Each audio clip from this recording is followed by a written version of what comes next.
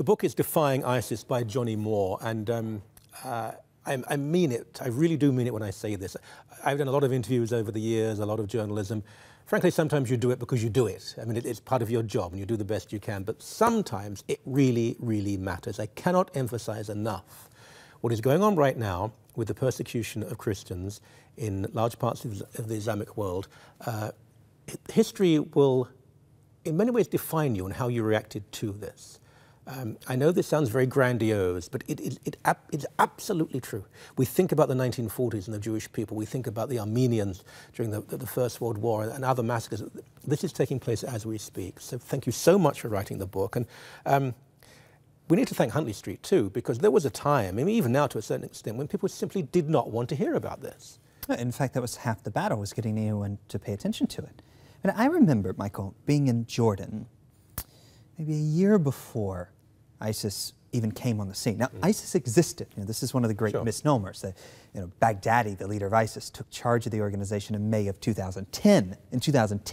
And in October of that year, he bombed a church in Baghdad. Like, this is a long-standing conflict. But the world wasn't paying attention to it then. And even a year before ISIS started taking over Iraq and Syria, they weren't paying attention. Yep. So I sat in Jordan in a meeting with 3 Catholic cardinals, 5 of the Orthodox patriarchs, and a number of evangelical and Protestant leaders. And they were all screaming. They were all predicting. They were predicting the cities. They were predicting the tactics, the groups. Exactly what has happened, they predicted to the detail. And yet the world paid no attention, and ISIS grew, and ISIS moved.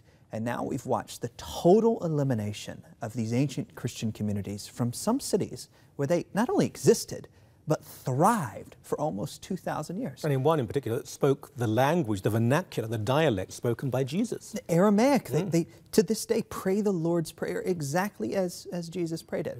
And so few people paid attention. But that wasn't the case with 100 Huntley Street. I mean, from the very, very beginning, this organization and this program in particular raised awareness of the issue.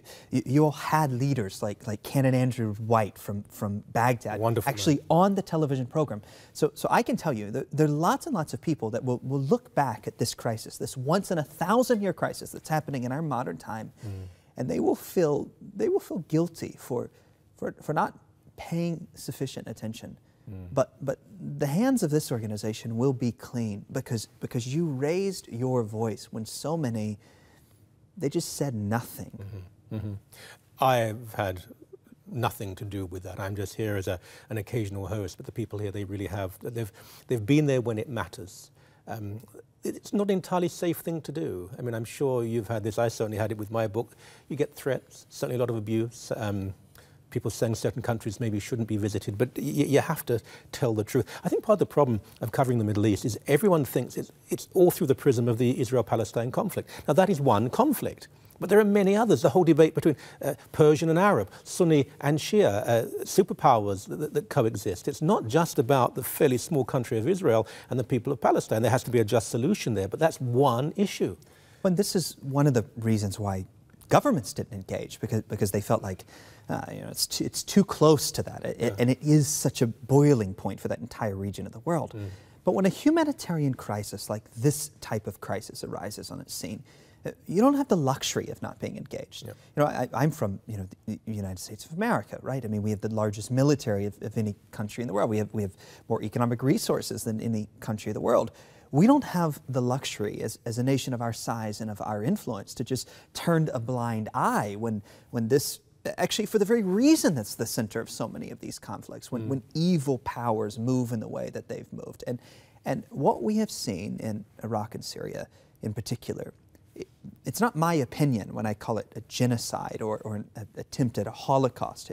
Even the United Nations says that ISIS is guilty of war crimes and crimes against humanity and genocide. It's just a fact. And because the world has paid so little attention, now we're seeing sympathizers in other countries do similar atrocities. So now we're witnessing deplorable things happening and escalating in northeast Nigeria, in Kenya, and Libya. I mean, Libya is actually the most dangerous place in the world now. I would say Libya is even more precarious than Syria in some Well, let me ask you about that, because we're not talking about the politics so much of the whole thing, but Libya under Gaddafi was a maniac, but he had reformed. He was willing to play a game, if you like, with the West. He was changing his position.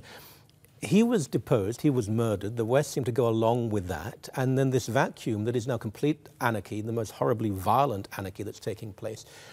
We have clever people in the State Department, in the Foreign Office. How did they get it so terribly wrong?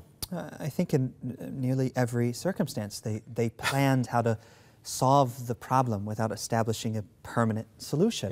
When you create a vacuum of power in an environment with sectarian tensions that go back as long as anyone can remember, that are ingrained in the ethnicity of the conflicting groups, you will have conflict, and this conflict is totally predictable. I mean, I think that in many circumstances we're so naive to think that just by making some grand gesture that we would somehow bring peace and prosperity to these places. But I believe that the situation in Iraq and Syria and the neighboring countries, in order to solve it, you have to do not one thing, take out the bad guys.